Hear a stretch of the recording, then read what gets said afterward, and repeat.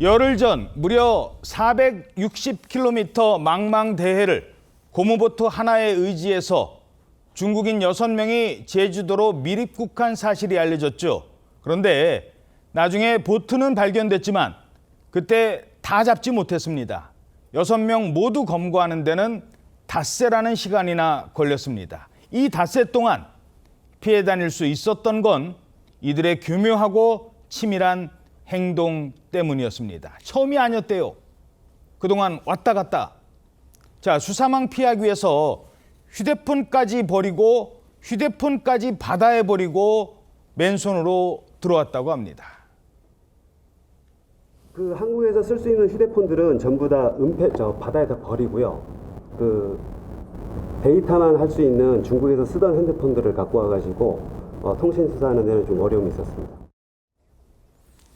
휴대폰을 전부 버렸다고요? 예, 해안 경비를 피하기 위해서 그렇게 했다는 겁니다. 이들이 이제 각자 서로 모르는 사이였는데 오직 미립국을 목적으로 모여서 1인당 한 400만 원 정도씩 거뒀다고 합니다. 예. 그 돈으로 보트, 연료, 식량 등을 구입한 후에 혹시 모를 사고에 대비해서 미리 보트 운전 연습까지 진행했고 무려 4개월에 걸쳐서 치밀하게 준비했다고 합니다. 4개월을 준비했어요. 4개월 동안 준비해서 실행에 나선 것인데 그래서 이제 미립국 할 때는 차량 내비게이션하고 비슷한 GPS 플로터라는 장비에 찍힌 항로를 따라서 쭉 가다가 추적을 피하기 위해서 해안 20km 지점부터는 전원을 끄고 이동했다고 합니다. 그리고 거기서부터는 한국 내에서 통화할 수 있는 휴대폰도 바다에 버렸다는 겁니다. 자, 채팅에서 만난 겁니다. 이 사람들. 서로 누군지도 잘 몰라요. GPS 그거 없이도 이 해안가에 올 수 있었어요. 휴대폰 없어도 달아날 수 있었어요. 미립국 목적을 잃은 뒤에는 각자 뿔뿔이 흩어집니다. 모집책인 이 피의자는 25년 5월경 미립국을 함께할 사람을 모집하는 광고글을 채팅방에 게시하였고 그 게시물을 본 미립국 피의자 5명이 순차적으로 연락이 와서 모집하게 되었습니다. 해녀탈의장 인근 해안에 도착하여 보트를 버리고 걸어서 각자 택시를 이용하여 제주시 및 서귀포시 등지로 이동 은신하였습니다. 심지어 제주도를 떠나서 육지까지 이동한 사람이 있다고요? 어떤 사람입니까? 네, 제주도로 미립국한 이 6명 중 1명은요, 제주도가 아니라 충북 청주시의 한 주택에서 붙잡혔습니다. 청주에서 붙잡힌 30대 남성은 제주도로 미립국한 후에 화물차에 숨어서 또 화물선을 타고요, 제주항에서 목포항으로 이동을 했습니다.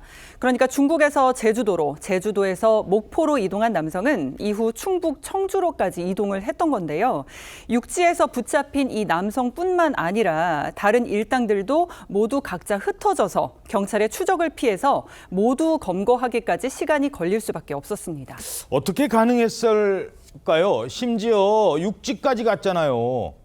이미 경험이 있었다고요. 그렇습니다. 이 제주와 한국 지리에 이렇게 밝았던 이유가 보니까 이제 5에서 7년 정도 제주에서 이렇게 불법 체류를 했던 그런 경험이 있었습니다.